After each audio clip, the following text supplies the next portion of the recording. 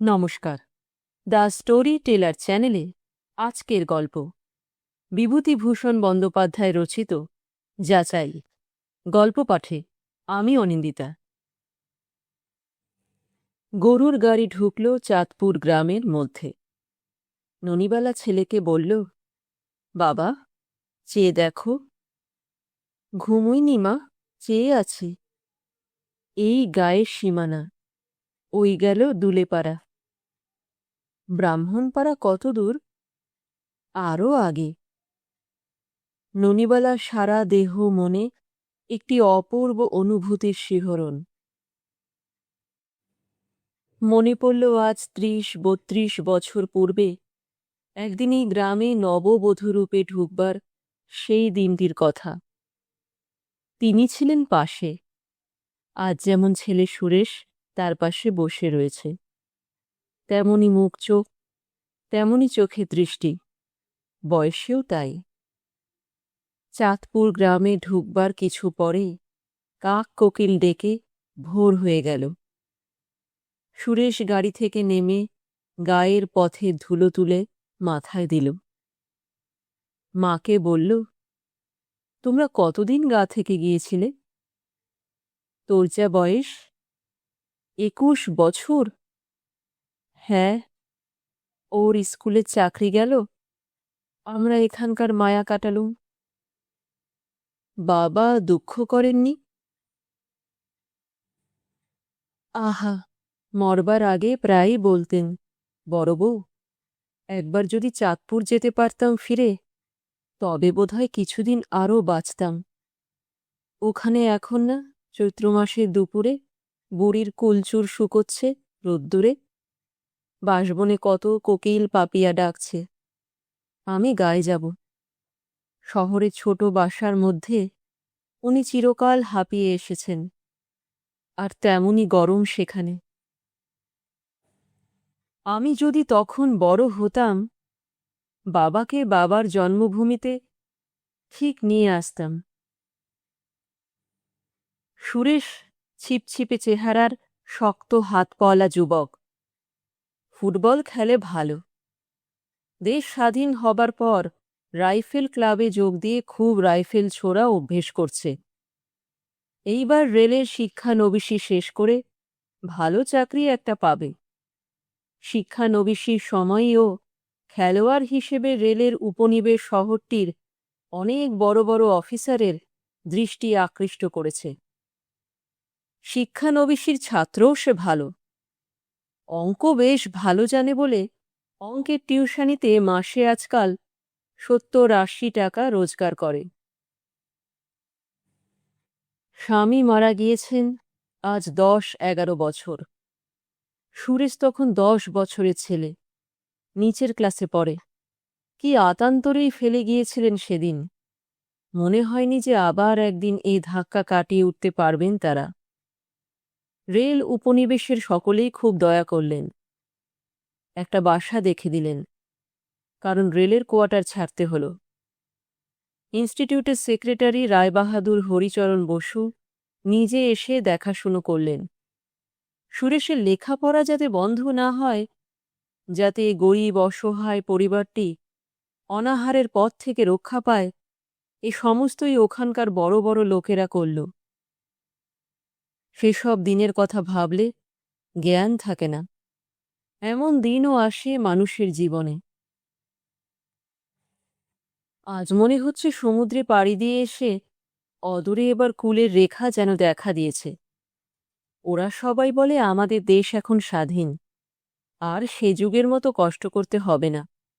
এখন ছেলেপিলেদের ভালো চাকুরি হবে, চাকুরিতে উন্নতি হবে, আগের মতো অল্প মাইনেতে ঘষ্টাতে হবে না। না খেয়ে মরবে না কেউ এই স্বাধীন ভারতের মাটিতে। অনেক বড় বড় আশার কথা সে শুনেছে। ছেলে ছোকরারা কত মিটিং করে, বক্তৃতা দেয়। গান্ধীজির ছবিতে মালা দিয়ে গান করতে করতে শহর ঘুরে বেড়াল এই তো সেদিন। তার মৃত্যুর পরে সেদিন ১ বৎসর বুঝি ঘুরল। সুরেশও চমৎকার গাইতে পারে। আরেকটা গান গায় সুরেশ। গান্ধীজি নাকি বড় ভালোবাসতেন। সবাই বলে রামধুন গান। রঘুপতি রাঘব রাজারাম, পতিত পাবন সীতারাম। ভোরের আলো বেশ ফুটেছে। সামনের পুরনো কোঠা বাড়িটা থেকে একজন বার হয়ে এসে পথের ওপর দাঁড়িয়ে ওদের গরুর গাড়ির দিকে তাকিয়ে দেখল। ননিবালা চুপি চুপি বলল, ও সুরেশ, ওই বোধহয় তোর বিনোদ কাকা, ওর খুড়তুতো ভাই। আমি চিনেছি, তুই এগিয়ে যা, পরিচয় দিয়ে প্রণাম করবি। ওকেই চিঠি দেওয়া হয়েছিল।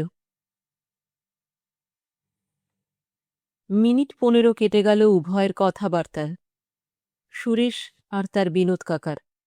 তারপর বিনোদ কাকা এগিয়ে এসে ননিবালাকে আদর করে বাড়ির মধ্যে নিয়ে গেলেন। বহুদিন পরে গ্রামের বউ গ্রামে ফিরে এসেছে। আজ 20-21 বছর পরে গ্রামের বউঝিরা দেখা করতে এলো এ পাড়া ও পাড়া থেকে। অভয় নাপিতের বউ এসে বলল, ও বউ, কেমন আছো? খোকা কই?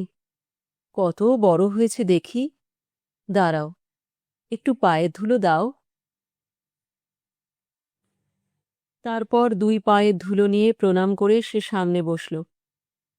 অভয়ের বউকে দেখে ননিবালা যেমন আশ্চর্য হয়ে গেল, তেমনি মনে মনে কেমন এক ধরনের দুঃখও হল। অভয়ের বউ তার চেয়ে অন্তত 20-25 বছরের বড়, তার মার বয়সী। চুল অর্ধেক পেকে গিয়েছে, শুধু ধাত ভালো আছে বলে অত বয়স বোঝা যায় না। কিন্তু অভয়ের বউ এখনো সধবা, পাকা চুলে সিঁদুর পড়েছে। অভয় নাপিত এখনো বেঁচে থাকবে সেটা ভেবে দেখলে এমন কিছু আশ্চর্যের কথা নয়। বড়জোর 70-72 না হয় তার বয়স হয়েছে। কিন্তু এ কিন্তুর কোনো সান্ত্বনা ননিবালা মনের মধ্যে খুঁজে পেল না। ওর কি মরবার বয়স হয়েছিল? পরদিন সে দেখল শুধু অভয় নাপিতের বউ নয়, তার চেয়ে অনেক বড় বয়সে বউ এখনো দিব্যি সিঁদুর পড়ছে পাকা আতপাকা চুলে। কেন চলে গেলেন অল্প বয়সে ওদের বিদেশে ভাসিয়ে? গ্রামের মেয়েরা যখন দেখা করতে আসে তখন বারবার ওই কথাটাই মনে হয় ওর। ননিবালার শ্বশুরবাড়ি বিনোদ কাকাদের বাড়ির দক্ষিণ গায়ে। 20-21 বছর ধরে সে বাড়িতে কেউ না থাকায় উঠোনে এক গলা নোনা, ভাট, সেউতিলতার জঙ্গল। জংলি ডুমুরের বড় গাছে ডুমুর ফলেছে পাঁচিলের মাথায়। জানালায় কাঁটা লতা উঠে জানালার কবাট ঢেকে ফেলেছে। সুরেশ কেবলই বলছিল, মা, আমাদের নিজের বাড়িতে চলো গিয়ে। গ্রামে এসে পরের বাড়িতে থাকব কেন? আজ 3-4 দিনে জঙ্গল কাটিয়ে উঠোন পরিষ্কার করে তবে ননিবালা নিজেদের ভিটেতে ঢুকল।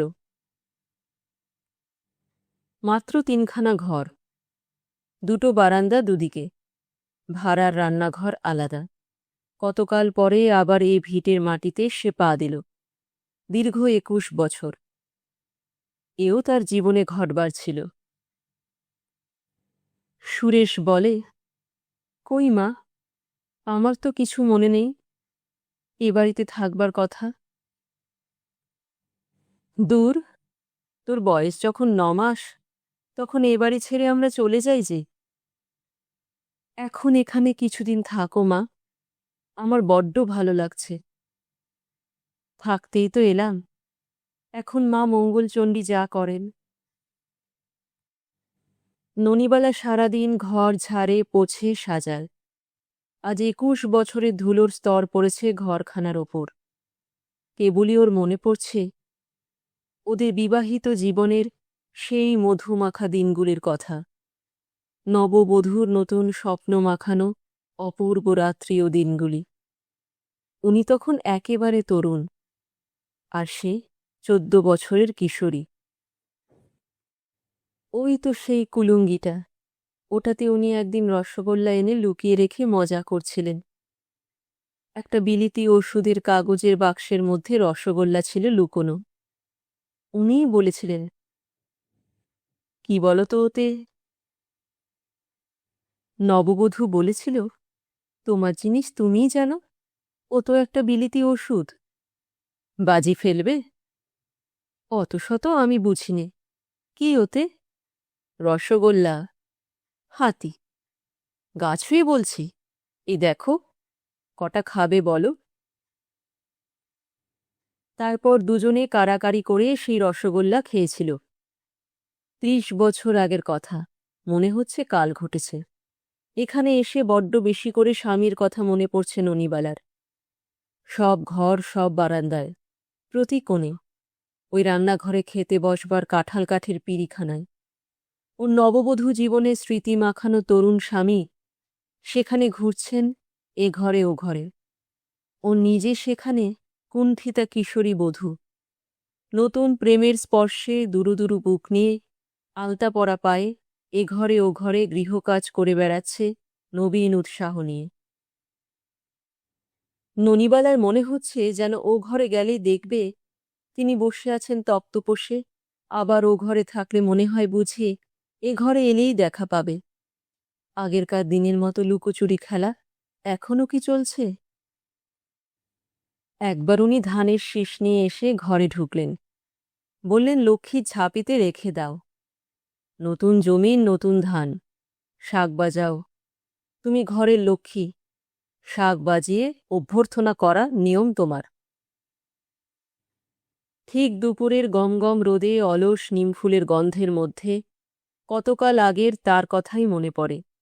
ননিবালা একদৃষ্টি চেয়ে থাকে বাস ঝাড়ের ঘন ডালের দিকে, কিন্তু মন তখন অতীত দিনের কোন আবেশাতুর মুহূর্তে স্থির নিবদ্ধ।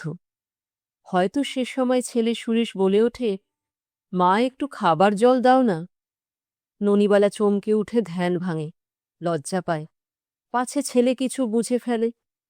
ছেলেকে জল দিয়ে হয়তো কাঁথা সেলাই করতে বসে গেল, কিংবা নতুন পাড়া তেঁতুলের রাস বটি পেতে কাটতে আরম্ভ করে দিল। অমনি মনে পড়ে যায় সেই সব দিনের এমন চৈত্রের দুপুরে বাড়ির পেছনের গাছে তেঁতুলের রাস এমনি কাটতে বসেছিল একদিন। উনি পেছন থেকে এসে চুপি চুপি বললেন, তেঁতুল কাটা রাখো, নুন দিয়ে নেবু পাতা দিয়ে তেঁতুল জড়াও দেখি বেশ করে। চুপ, মা টের পাবেন, পালাও তুমি, তেঁতুল খেলে জ্বর হয়। ইস, উনি যেন আর খাবেন না, খালি একলা আমি খাবো। মা ঘুমোচ্ছে, তুমি তাড়াতাড়ি ওঠো তো লক্ষ্মীটি। জিভে জল আসছে না তেঁতুলের নামে, সত্যি কথা বলো। ননিবালাকে উঠে যেতে হয় কাটা তেঁতুল নিয়ে রান্নাঘরের দিকে। উনি বলেন, দাঁড়াও, আমি নেবু পাতা নিয়ে আসছি। তেঁতুলগুলো একটু ধুয়ে নিও, বড্ড বালি কিচকিচ করবে নইলে। ননিবালা ধমকের সুরে বলে, হ্যাঁ গো হ্যাঁ, সর্দারি করতে হবে না। তেঁতুল ধুয়ে কেউ জড়ায় না, জিজ্ঞেস করো গিয়ে, পানসে হয়ে যায়। দুজনে কাড়াকাড়ি করে সেই একতাল জড়ানো তেঁতুল খেয়ে ফেলে। পরদিনই ওর সর্দি আর গলা ব্যথা। ননিবালা আঙুল তুলে কৌতুকের সুরে বলে, কেমন, বলেছিলাম না, কথা শোনা হলো? আমার কথা শোনা হবে কেন? আমি কি আর কেউ? মাকে যেন কোনো কথা বলো না। ঠিক বলে দেব, চালাকি বার করে দেব, দেখো। আর একটু তেঁতুল চলবে? নিয়ে আসবো নুন নেবু পাতা দিয়ে। ননিবালা দু চোখ বেয়ে জল গড়িয়ে পড়ে, তাড়াতাড়ি মুছে ফেলে আঁচল দিয়ে। ছেলে পাছে টের পায়। আজ যদি তিনি থাকতেন, মরার বয়স হয়নি তো, অনায়াসেই তো থাকতে পারতেন। আজকে সুখেরই দিন তাহলে হতো। খোকা এত বড় হয়েছে, যে দেখে সেই ভালো বলে।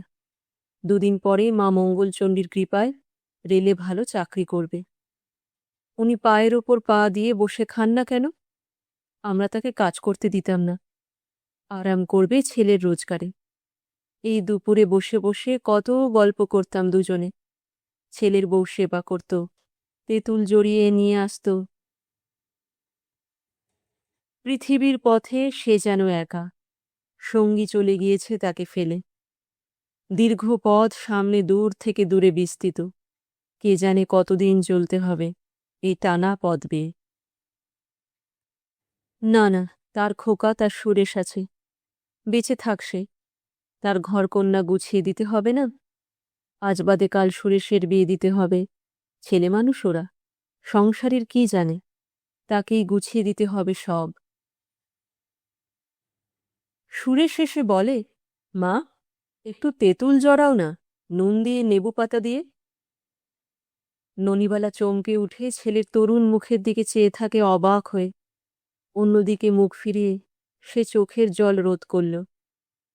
ছেলে কি করে জানল তার বাবা অবিকল এমনই সুরে এমনই টান দিয়ে কথা বলতো? গ্রামে ফিরে আসা পর্যন্ত ওর প্রতি পদক্ষেপ যেন সে শুনতে পায়। কি জানি, কিছুই যেন ভালো লাগে না। সব যেন ফাঁকা, অর্থহীন হয়ে গিয়েছে। কোনো কাজে আর উৎসাহ নেই। একদিন ওপাড়ার হরিদাস চক্রবর্তীর বাড়ি সত্যনারায়ণের পুঁথি শোনা ও প্রসাদ খাওয়ার নিমন্ত্রণে সে পাড়ার বউ ঝিয়েদের সঙ্গে গেল। সেকেলে কোঠাবাড়ি, দালানে পুজোর জায়গা হয়েছে। মাদুর পেতে দেওয়া হয়েছে নিমন্ত্রিত মেয়েদের জন্যে। পুরুষেরা বসেছে বাইরের রোয়াকে। পূর্ণিমার রাত্রে উঠোনের বড় নারকেল গাছগুলো ছায়া পড়েছে রোয়াকে। সদ্য তোলা জুঁই ফুলের সুগন্ধ ভুরভুর করছে পুজোর বারান্দায়। হরিদাস চক্রবর্তীর বউ বললেন, এসো এসো ভাই, কতদিন গায়ে আসনি।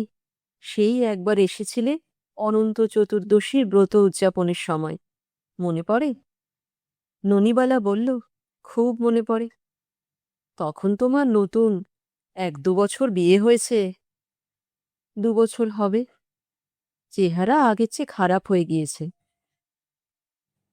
আর চেহারা দিদি, কি দরকার আমাদের চেহারায় বলুন? সেপাক তো ঘুচে গিয়েছে। আহা, সে আর বলো না ভাই, ঠাকুরপো তো ছেলে মানুষ, আমাদের ওদের চেয়ে কত ছোট। তার কি এখন যাবার বয়স হয়েছিল? সবই অদৃষ্ট, কি বলবে বলো? ননিবালা 2 চোখ ততক্ষণ জলে ভরে গিয়েছে। অন্যদিকে মুখ ফিরিয়ে রইল, নয়তো জল গড়িয়ে পড়বে গাল বেয়ে। সে কথাটা লজ্জার কথা এদের সামনে। তার মনে যে কি অভাব, সে কথা এরা কেউ বুঝবে না। সে মধুর অনুভূতি স্মৃতি এদের জীবনে পুঁজি নেই। স্থূল জীবনযাত্রা চালিয়ে যায় রান্নাবান্না করে, খাইয়ে, ঘরকন্যা গৃহস্থালি করে। তার মনের সে অনুভূতির ধারণাই নেই এদের। চোখের জল দেখে ভাববে ঢং করে কাজে লোক দেখানোর জন্য। পাশের বাড়ির কানাই গাঙ্গুলির পুত্রবধূ এসে বসল ওর পাশে। ওর সঙ্গে আলাপ করে ফেলল। অল্পদিন বিয়ে হয়েছে, একটিমাত্র মেয়ে, 9 মাস বয়স। বাপের বাড়ি শান্তিপুরের কাছে, বেশ শহুরে টান কথাবার্তায়। ওকে বলল, কাকিমা, আমি আপনার সঙ্গে দেখা করতে যাব ভাবছি আজ কদিনই। আমার কথা কে বলল তোমায়? সবাই বলে। আমার পিসশাশুড়ি বলছিলেন, বড় ভালো বউ ছিল এ গায়ের, গিয়ে দেখা করে এসো বৌমা। আপনার নাম কি কাকিমা? ননিবালা। তোমার? প্রীতিলতা। বেশ নামটি। খুকির নাম কি? এখনো কিছু রাখিনি, ডাকনাম টুলু। আপনার কাছে যখন যাবে একটা নাম ঠিক করে দেবেন আপনার নাতনির জন্যে। দেব বৌমা। কালই যেও। গান করো নাকি? গাই, সে তেমন কিছু না। আপনার মুখে শুনব। এইমাত্র ওরা বলছিল আপনি ভালো গান জানেন। আমি? আমার গানের পাক তো চুকে গিয়েছে মা। আবার? না, যখন তখন চোখে জল এসে বড় অপ্রতিভ করে দেয় এইসব ছেলে মানুষ ঝি বউয়ের সামনে। তার কি এখন চোখ পানসে করে কাঁদবার বয়স? সে না গিন্নিবান্নি, ছেলের মা। প্রীতিলতা মেয়েটি বেশ দেখতে।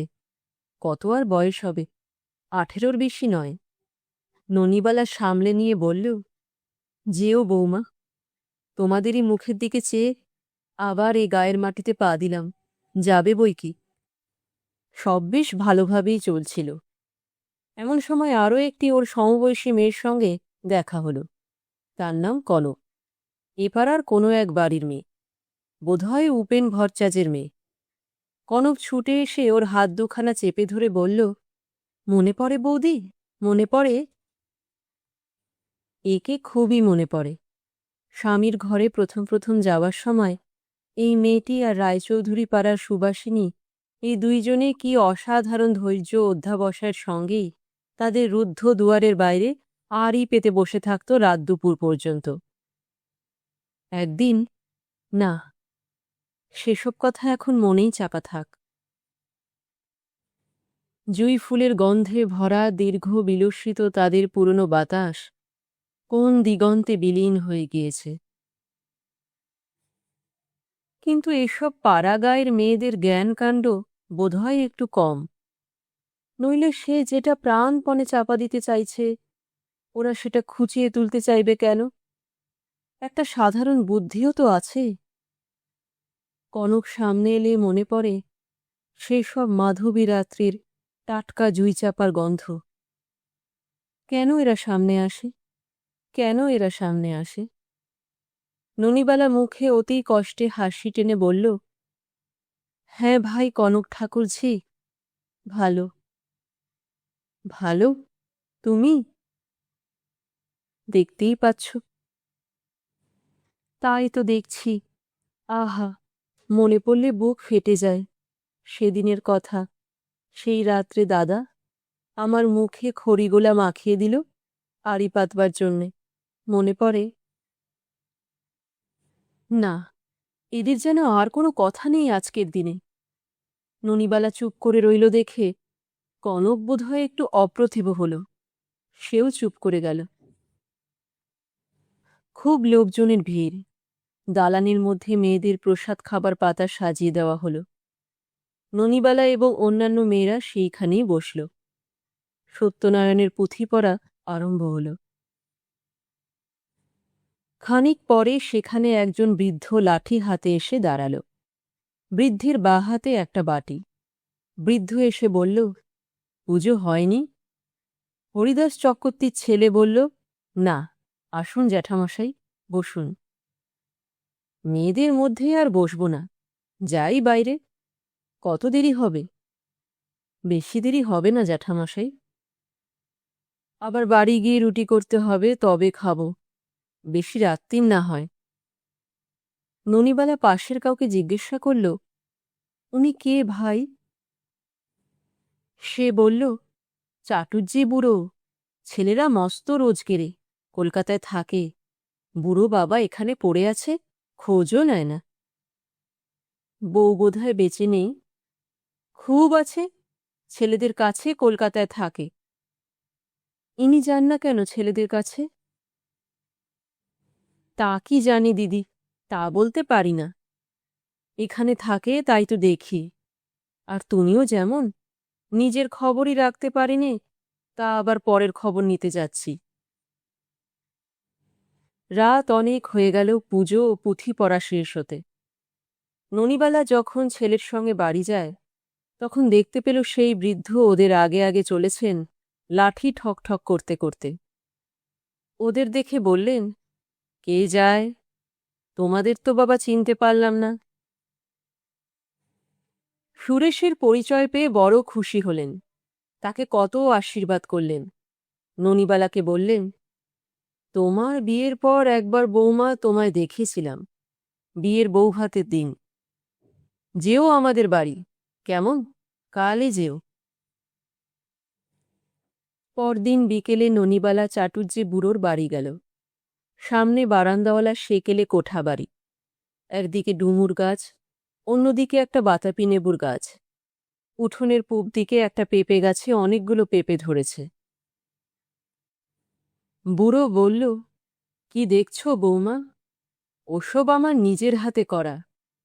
সরাইপুরের বিশ্বাসদের বাড়ি থেকে বীজ আনিয়েছিলাম আজ ৯ বছর আগে, সেই গাছ। তখন ওরা সব এখানে ছিল। ননিবালা বলল, ওরা কারা জ্যাঠামশাই? তোমার জেঠিমা।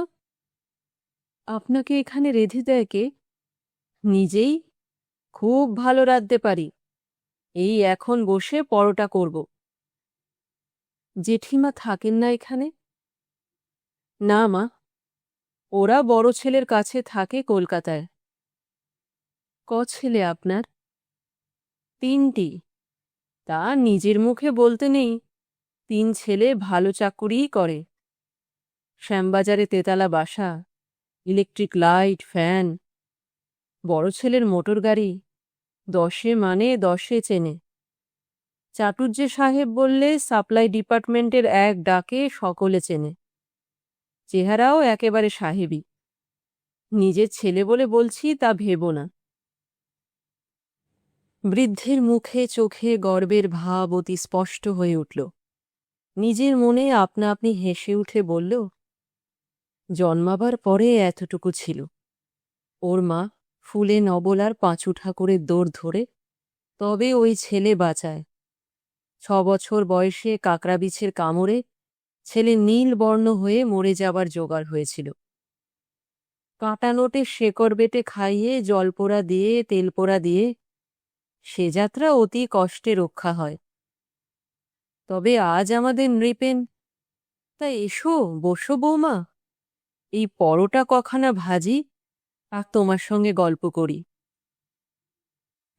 একটা ক্ষুদ্র ভার, চেছে মুছে ঘি বেরুলো 5-6টা খানেক। বৃদ্ধ ভার দেখিয়ে বলল, ডালদা, ভালো ডালদা। আর তাছাড়া পাচ্ছি কোথায়? শ্রীঘি 8 টাকা সের। কেন, আপনার ছেলে টাকা পাঠায় না? বৃদ্ধ তাড়াতাড়ি বলে উঠল, নৃপেন, তার অনেক খরচ। রোজগারও যেমনি, খরচও তেমনি। আমি আর তাকে বিরক্ত করি নে। আমার বিঘে 3 ধানের জমি আছে, আর ধরো লাউ করি, কুমড়ো করি, ঢ্যাঁড়স, ডাটা সবই তৈরি করি নিজের হাতে। বেশ চলে যাচ্ছে। নৃপেন পুজোর সময় একখানা ভালো থান কাপড় পাঠিয়ে দিয়েছে, ফাইন থান। তা বৌমা সে আমি তুলে রেখে দিয়েছি, বারবার দেখি, বলি বড় খোকা আমায় দিয়েছে। ছোট ছেলের বাসা আগে ছিল কলকাতায়, এখন মণিপুরে। সে একজোড়া চটি জুতো পাঠিয়ে দিয়েছিল পুজোর সময়। ননিবালা ইতিমধ্যে পরোটা কখানা বেলে দিয়ে বলল, আপনি ভেজে নেবেন না আমি দেব? না মা, আমিই নিচ্ছি। কেন কষ্ট করবেন, সরুন, আমি করে দিচ্ছি। ননিবালা খাবার তৈরি করে দুধ জাল দিয়ে পিঁড়ি পেতে বৃদ্ধকে যত্ন করে খেতে বসিয়ে দিল। চাটুজ্জে বুড়োর মুখের ভাব দেখে মনে হল অনেকদিন তাকে এমন যত্ন করে কেউ খাবার করে খাওয়ায়নি। বুড়ো বলল, কি সুন্দর পরোটা হয়েছে। মেয়ে মানুষ না হলে কি খেয়ে তৃপ্তি? মেয়েদের হাতের রান্নাই আলাদা। বেঁচে থাকো বৌমা, বেঁচে থাকো। মুখ বদলালাম অনেক দিন পরে। আপনার ছেলেদের বউ কেউ এখানে থাকে না কেন? না না পাগল, তাদের কি এই অজপাড়াগায় থাকতে বলতে পারি? তুমি জানো না, এসব অশিক্ষিত স্থানে তাদের আমি আসতে বলতে পারি না। তাদের মন টেকে এখানে? গরিব ছিলাম নিজে বটে, কিন্তু ছেলেদের মানুষ করে দিয়েছি কষ্ট দুঃখ করে। বিয়েও দিয়েছি তেমনি ঘরে। বড় বৌমার বাবা মতিহারিতে সিভিল সার্জন। মেজ বৌমার বাবা নেই, মামারা খিদিরপুরে বড় কন্ট্রাক্টর। রায়চৌধুরী কোম্পানির নাম শুনেছ? সেই রায়চৌধুরী কোম্পানি। ছোট বৌমার বাবা এখন বাকরের সদর এসডিও। বড় বৌমা ম্যাট্রিক পাস। ছোট বৌমা বিয়ে পর্যন্ত পড়েছিলেন, পরীক্ষা দেননি। ইংরেজি বলেন কি? আড়াল থেকে শুনেছি যেন মেম সাহেব। বৌমা এসব গল্প কথা এখান থেকে শোনাবে, নিজের চোখে না দেখলে। তারা কখনো এখানে আসেননি? বড় বৌমা এসেছিলেন একবার পুজোর সময়, যেবার আমার বড় নাতির ভাত হয়। প্রথম ছেলের ভাত এখান থেকেই হয়েছিল কিনা, সে আজ 20 বছর আগের কথা। সে নাতি এবার ডাক্তারি পড়ছে মেডিকেল কলেজে। ওর পরে 2 মেয়ে, তারা স্কুলে পড়ে। এইবার ম্যাট্রিক দিয়েছে একটি। ছোট বৌমাকে নিয়ে আমার ছোট খোকা এসেছিল সেবার মোটরে করে। ঘণ্টা 4-5 ছিল সবাই। আমি অনেকদিন দেখিনি কিনা, তাই চিঠি লিখেছিলাম। চিঠি পেয়ে বউ নিয়ে দেখা করতে এসেছিল। ছোট বৌমা এসে শুধু ডাব আর চা খেয়েছিলেন। পাড়া গায়ে জল খেলেই ম্যালেরিয়া হবে। তাদের অবস্থা ভালো, শিক্ষিত, সব বোঝো তো। রাত কাটালো না এখানে। কোথায় বা শুতে দিতাম? না বিছানা না মশারি, নিজে শুই একটা ছেঁড়া মশারি টানিয়ে। সারা রাত মশা কামড়ায়। নিজে ভালো দেখতে পাই না চোখে, একটু যে সেলাই করব। আমি কাল আপনার মশারি সেলাই করে দিয়ে যাব জ্যাঠামশাই। তা বেশ, এসো বৌমা। একটু গুড় সঙ্গে করে নিয়ে আসতে পারো? খাবার ইচ্ছে হয়। এবছর কিনতে পারিনি, বড্ড দাম। পরোটা দিয়ে খেজুরের গুড় লাগে বড় ভালো। খাওয়া শেষ করে চাটুজ্জে বুড়ো তামাক সাজতে বসল। ননিবালা চলে এলো। তার মনে সম্পূর্ণ অন্যরকম ভাব। সুরেশকে সে খেতে দিল। সুরেশ বলল, বেশ জ্যোৎস্না উঠেছে মা, এখানে বসো। ননিবালা বলল, তাকে তোর মনে পড়ে? খুব। আমায় নামতা পড়াতেন রোজ সকালে উঠে। বাবা যদি আজ থাকতেন। সুরেশের গলার স্বর ভাঙা, আবেগে আড়ষ্ট। ননিবালা ভাবল, এই ভালো। খোকা আজ তোমার নাম করছে, তুমি নেই বলে। ওর চোখের জলে তোমার স্মৃতি সার্থক হোক। বেঁচে থাকো মানে মানে খোকার মনে। মন শুকিয়ে যায়। তুমি বেঁচে থাকলে হয়তো চাটুজ্জে জ্যাঠামশাইয়ের মতো তোমাকেও অবহেলা পেতে হতো। ভালোই হয়েছে তুমি মানে মানে চলে গিয়েছ।